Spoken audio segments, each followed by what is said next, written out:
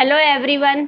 आज मैं आप लोगों के लिए क्लास 8 का चैप्टर 11 मेंसुरेशन लेकर आई हूँ। आज आपको मैं मेंसुरेशन पढ़ाऊँगी। मेंसुरेशन बेसिकली क्या होता है? मेंसुरेशन मीन्स होता है मेजरमेंट। किसी भी शेप का length, breadth, area, perimeter, volume, ये सब हम जिसमें कैलकुलेट करते हैं, जिसमें स्टडी की जाती है इन सब के बारे में, उसको मेंसुरेशन बोलते हैं।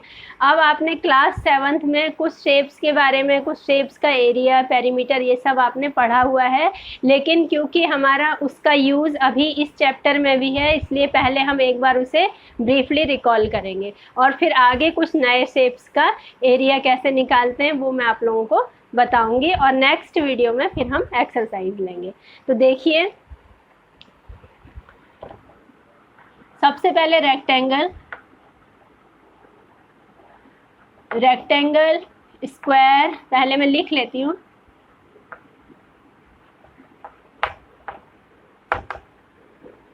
ट्रायंगल,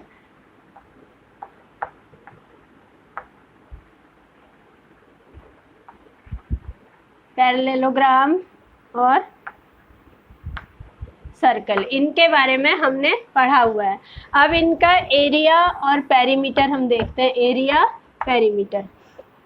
एरिया आपको पता है, किसी भी फिगर ने जितनी स्पेस ऑक्यूपाई की है उसको उसका एरिया कहते हैं। सपोज ये एक रेक्टेंगल है, इस रेक्टेंगल ने इसमें कितना, इस बोर्ड में कितनी स्पेस ऑक्यूपाई की, ये स्पेस ऑक्यूपाई की, तो ये इसका क्या हो जाएगा? एरिया हो जाएगा। और ऐसे ही हर फिगर का एरिया मतलब उसके द्वारा जितनी स्पेस ऑक्यूपाई हुई है उसको उसका एरिया कहते हैं। और पेरीमीटर क्या होता है? उसकी बाउंड्रीज की जो लेंथ है उसको, उस टोटल लेंथ को हम ऐड कर लेंगे तो उसको हम क्या बोलते हैं? उसका पेरीमीटर। सपोज ये एक रेक्टेंगल है तो इसकी ये बाउंड्री लाइन है, इन सब का जो मेजरमेंट होगा इन सब को हम प्लस कर लेंगे, ये लेंथ कितनी है वो क्या हो जाएगी? उसका पेरीमीटर। ऐसे ही सभी शेप्स में यही चीज़ है। अब देखिए, यहाँ पर रेक्टेंगल है, रेक्टेंगल के अपोजिट साइड्स इक्वल होती हैं। ये एल है तो ये भी एल, ये बी और ये बी, तो इसका एरिया हो जाएगा आपका एल इंटू बी। इसके एरिया का फॉर्मूला एल इंटू बी। और पेरीमीटर वही मैंने आपको बताया था, बाउंड्रीज का सम, तो इसमें क्या हो जाएगा? 2 बार एल है और 2 बार बी है तो हमने 2 कॉमन ले लिया और एल प्लस बी, ये रेक्टेंगल का एरिया और पेरीमीटर। ऐसे ही स्क्वायर की, क्योंकि चारों साइड से इक्वल होती हैं तो इसमें क्या हो जाएगा? सपोज ये ए है एक साइड, या एस ही मान लीजिए, तो हमारा एरिया हो जाएगा S into S, side into side. और यहाँ पर 1 2 3 4 टाइम्स सेम मेजरमेंट रिपीट हो रही है तो 4 इंटू एस इसका पेरीमीटर हो जाएगा। ट्रायंगल के केस में देखिए, ये ट्रायंगल है, इसका एरिया होता है हाफ इंटू बेस इंटू, इससे एक परपेंडिकुलर ड्रॉ किया जाता है और जो इसकी हाइट हो गई इंटू एच, और इसका पेरीमीटर हो जाएगा सम ऑफ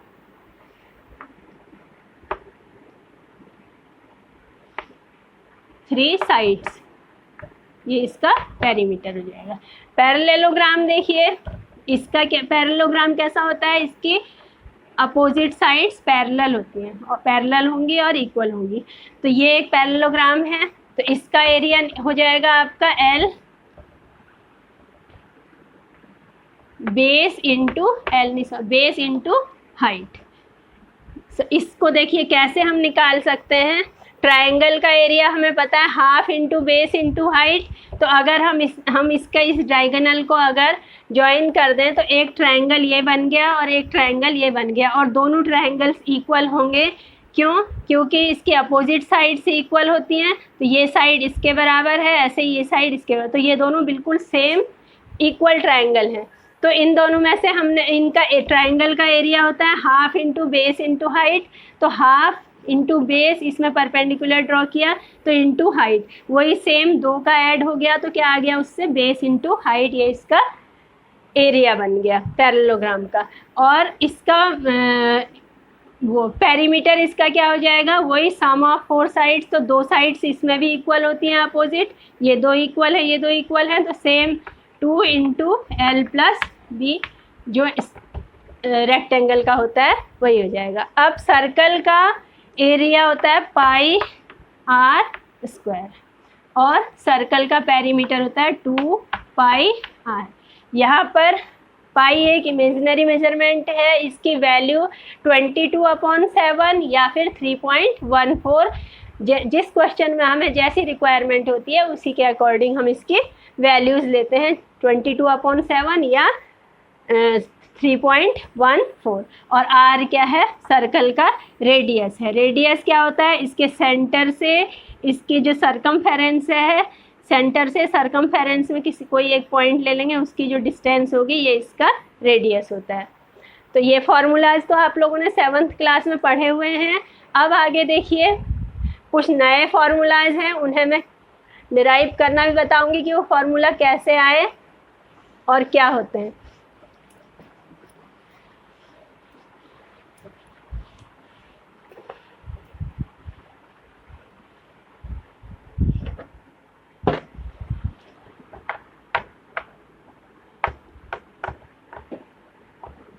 ट्रेपेजियम, सबसे पहले ट्रेपेजियम कैसा शेप है, क्या है। ट्रेपेजियम में कोई दो साइड्स, दो अपोजिट साइड्स पैरेलल होती हैं और दूसरी दो अपोजिट साइड्स जो है वो नॉन पैरेलल होती हैं। किसी भी शेप में हो सकते हैं, बस ये दो लाइंस पैरेलल होनी चाहिए, चाहे ये वाली हो या ये वाली हो।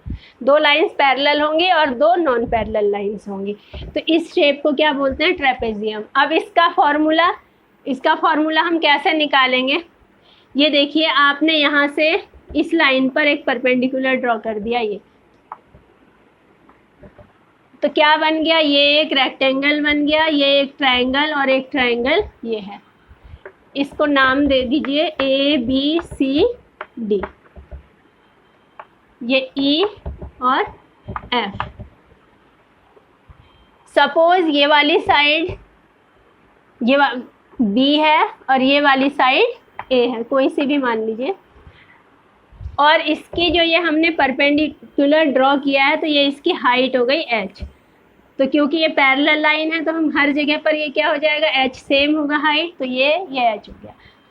अब ये B है तो EF भी आपका क्या हो जाएगा, इतना ये B हो जाएगा, EF कितना B हो जाएगा। अब इसका एरिया तो आप निकाल लेंगे, लेंथ इंटू ब्रेड्थ से B into H।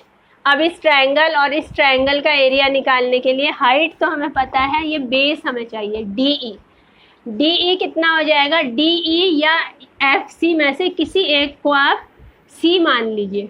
Suppose DE C है, DE हमने कितना मान लिया, C मान लिया। तो अब इस पूरे में देखिए ये हमारा पूरा डिस्टेंस जो है A है और ये B है, ये C है, तो यहाँ D से F तक की डिस्टेंस क्या हो जाएगी, B प्लस C हो जाएगी। तो FC कितना आ जाएगा, FC equal to DC minus ये यहाँ से यहाँ तक का, अगर माइनस ये पूरे में से इतना पोर्शन माइनस कर देंगे तो FC बच जाएगा। तो A पूरा है माइनस उसमें से B प्लस C सब्ट्रैक्ट कर देंगे, ये B है और ये C है, तो ये हमारा आ गया A minus B plus C, या इसको लिख दीजिए A minus B minus C। FC की डिस्टेंस ये आ गई। अब इस इस ट्रेपेजियम का एरिया हो जाएगा, area of trapezium equal to area of ADE triangle ADE plus area of triangle ABFE ABF और E plus area of triangle, area of, sorry यहाँ ट्रायंगल नहीं, ये रेक्टेंगल है, एरिया ऑफ रेक्टेंगल, और यहाँ पर आ गया एरिया ऑफ ट्रायंगल BCF। ये वाला area AED plus area ABFE और इसका एरिया, इन तीनों एरियाज को अगर हम ऐड कर देंगे तो हमारा ट्रेपेजियम का एरिया आ जाएगा। अब इसी से हमारा फॉर्मूला बन जाएगा। देखिए, एरिया ऑफ इस ट्रायंगल का एरिया लेंगे हम तो क्या हो जाएगा, हाफ, ट्रायंगल का एरिया होता है half into base into height. Base क्या है इसमें, C है, तो half C into H plus ABCD, ये जो ABCD नहीं ABFE ये जो रेक्टेंगल है इसका एरिया हो जाएगा length into breadth B into H, B into H। इसे मैं रब कर दे रही हूँ।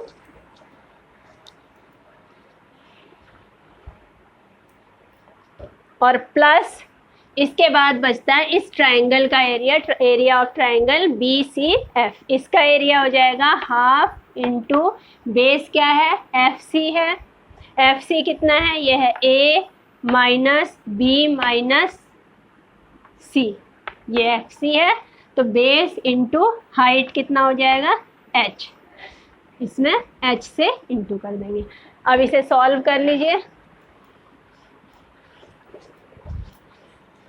Half into C into H, half into half CH लिख लीजिए प्लस BH प्लस इनको अलग अलग मल्टीप्लाई कर देंगे तो हाफ A और ये H है तो A into H minus half B into H minus half C into H। C into H plus का है, CH माइनस का है, ये दोनों कैंसिल हो गए। BH एक ये है, हाफ ये है, माइनस हो रहा है BH, एक BH में से हाफ BH माइनस हो गया तो हमारा क्या बच गया, हाफ BH और प्लस हाफ AH ये बचा। इसमें हाफ और H कॉमन है तो हाफ H कॉमन ले लेंगे तो ब्रैकेट में क्या बच गया, B प्लस A या A प्लस B। तो ये क्या हो गया, हाफ H और ब्रैकेट में आ गया A प्लस B, जहाँ पर H क्या है, हाइट है, और A और B क्या है, जो अपोजिट पैरेलल साइड्स थी उनकी मेजरमेंट है। एक साइड A है, एक B है। तो इससे एरिया ऑफ ट्रेपेजियम क्या बन गया आपका, एरिया ऑफ ट्रेपेजियम हो गया half into sum of opposite sides, half into sum of opposite sides into height. अब मान लिया आपको ये साइड दी हुई है 5 सेंटीमीटर, ये 7 सेंटीमीटर दिया हुआ है और ये हाइट दी हुई है 3 सेंटीमीटर दी हुई है, तो आप इससे ट्रेपेजियम का एरिया डायरेक्ट निकाल लेंगे। हाफ इंटू H की जगह पर 3 आ जाएगा और A और B की जगह पर A 7 है, B 5 है। तो इसका आपका क्या आ जाएगा आंसर, एरिया ऑफ ट्रेपेजियम क्या आ जाएगा, half into H 3 into 7 plus 5, तो ये हो गया हाफ इंटू 3 इंटू 12, 2 से 1 कैंसिल हो गया, 2 6 जा 12, 18 सेंटीमीटर स्क्वायर। ये इसका क्या आ गया, एरिया ऑफ ट्रेपेजियम आ गया।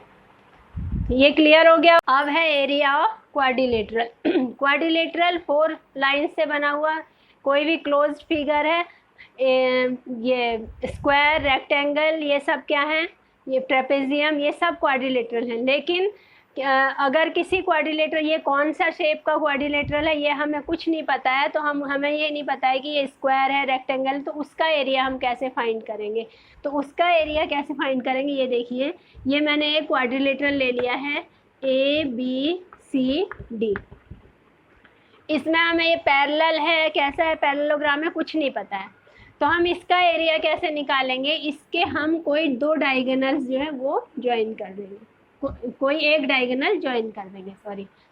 तो हमने BD लाइन ज्वाइन कर दी, ये एक डायगोनल हमने ज्वाइन कर दिया। अब देखिए, अब क्या करेंगे, हम A पॉइंट से इस डायगोनल पर एक परपेंडिकुलर ड्रॉ करेंगे और C से भी एक परपेंडिकुलर ड्रॉ करेंगे।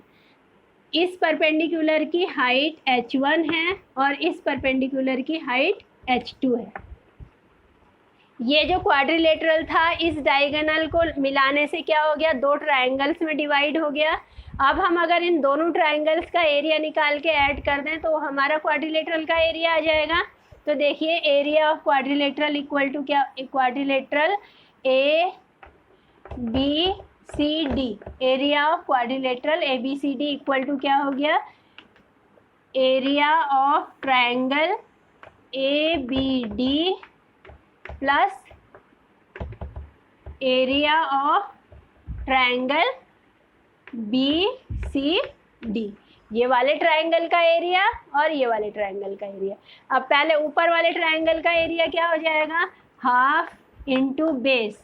बेस क्या होगा इसमें, ये डायगोनल होगा B D into H1 plus दूसरे वाले में हाफ इंटू बेस, उस वाले इस ट्रायंगल के लिए भी बेस यही रहेगा क्योंकि ये परपेंडिकुलर इस लाइन पर ही ड्रॉ किया हुआ है। तो half into B D into H2। अब देखिए हाफ बी डी दोनों में कॉमन है तो इसे हमने बाहर ले लिया एक बार, हाफ बी डी और ब्रैकेट में क्या बच गया H1 प्लस H2। तो बी डी की जगह पर ये क्या है, बी डी डायगोनल है तो हम डायगोनल लिख देंगे half into D into H1 plus H2। तो अगर हमें किसी क्वाड्रिलेटरल में दो हाइट्स दी हुई हैं, ऐसे एक डायगोनल ज्वाइन किया हुआ, एक डायगोनल है, उस डायगोनल की लेंथ दी हुई है और दो हाइट्स दी हुई हैं, तो हम इस फॉर्मूला में रख के उस क्वाड्रिलेटरल का एरिया निकाल लेंगे। अब आता है रोम्बस।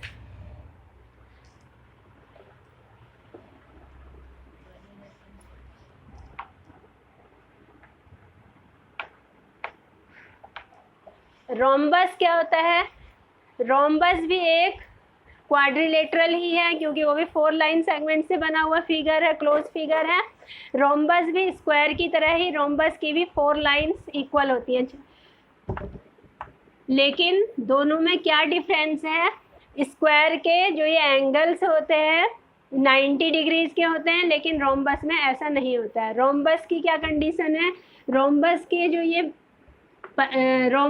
ये डायगोनल्स हैं ये एक दूसरे को परपेंडिकुलर बाइसेक्ट करते हैं, पर ये एक दूसरे के परपेंडिकुलर बाइसेक्टर्स होते हैं। परपेंडिकुलर बाइसेक्टर्स का मतलब ये यहाँ पर 90 का एंगल बनाएंगे, ये सारे एंगल्स 90 के होंगे, और दूसरा ये आपस में एक दूसरे को इक्वल पार्ट्स में डिवाइड करते हैं। सपोज ये 4 सेंटीमीटर है तो इस साइड वाला भी 4 होगा, ये 5 है तो ये भी क्या होगा 5 होगा, ये इक्वल होंगे।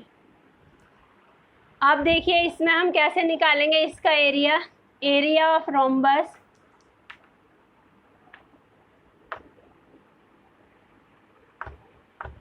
इक्वल टू, ये भी 2 ट्रायंगल्स में डिवाइड हो गया, चाहे आप ऐसे ट्रायंगल एक ये और एक ये ले लीजिए, चाहे इधर और इधर वाला ले लीजिए, उससे कोई फ़र्क नहीं पड़ना है।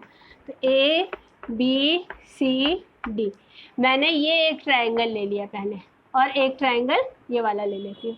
तो area of rhombus A B C D ये इक्वल टू क्या हो जाएगा, area of triangle A B D plus area of triangle B C D. Area of triangle A B D, ये देखिए इसमें ये बेस है और इसमें ये परपेंडिकुलर है तो ये हाइट हो गई। तो half into B D into ये डायगोनल था ना, तो इस डायगोनल, ये वाला डायगोनल सपोज D1 है, AC जो डायगोनल है वो D1 है, तो ये E पॉइंट ले लीजिए, ये जो पॉइंट है इसे E मान लीजिए। तो AE क्या हो जाए, AE क्या हो जाएगा, हाफ D1/2 क्योंकि आधा ये है आधा ये है, और ये BD जो डायगोनल है ये इसको D2 ले लीजिए। इस डायगोनल का नाम मैंने D2 कर दिया और इसका नाम D1 रख दिया, तो ये हाफ है तो D1/2 और D1/2 ये वाला हो जाएगा। तो अब देखिए half into B D into height AE अभी लिख देती हूँ मैं, प्लस हाफ इंटू BCD के लिए क्या हो जाएगा, BD इंटू इसमें क्या कौन सी हाइट लेंगे, ये वाली लेंगे EC, तो half into BD diagonal D2 है प्लस D2 इंटू AE क्या है D1/2, ऐसे ही प्लस हाफ इंटू BD की जगह पर हमने D2 लिख दिया इंटू अब है हमारा EC भी क्या हो जाएगा AE हाफ D1/2, ऐसे ही EC भी क्या हो जाएगा D1/2, क्योंकि आधा ये और आधा ये। अब देखिए सेम चीज़ है, ऊपर वाला डिलीट कर रही हूँ मैं, इसे रब कर रही हूँ, हाफ और ये हाफ और ये 1/4 हो गया D1 D2, 1/4 D1 D2 plus 1/4 D1 D2, दोनों ऐड हो गए तो क्या हो गया, डिनोमिनेटर सेम है तो 2/4 D1 D2, ये कैंसिल हो गया, 1/2 D1 D2, ये आपका क्या आ गया, एरिया ऑफ रोम्बस आ गया। तो इस फार्मूला से अगर आपको दोनों डायगोनल्स दिए हुए हैं किसी रोम्बस में, तो आप डायरेक्ट इस फार्मूला में रख के रोम्बस का एरिया निकाल सकते हैं। इससे एक्सरसाइज के क्वेश्चंस ट्राई कीजिएगा, अगर समझ में आते हैं तो देखिएगा करके। नेक्स्ट वीडियो लेकर जल्दी आऊँगी।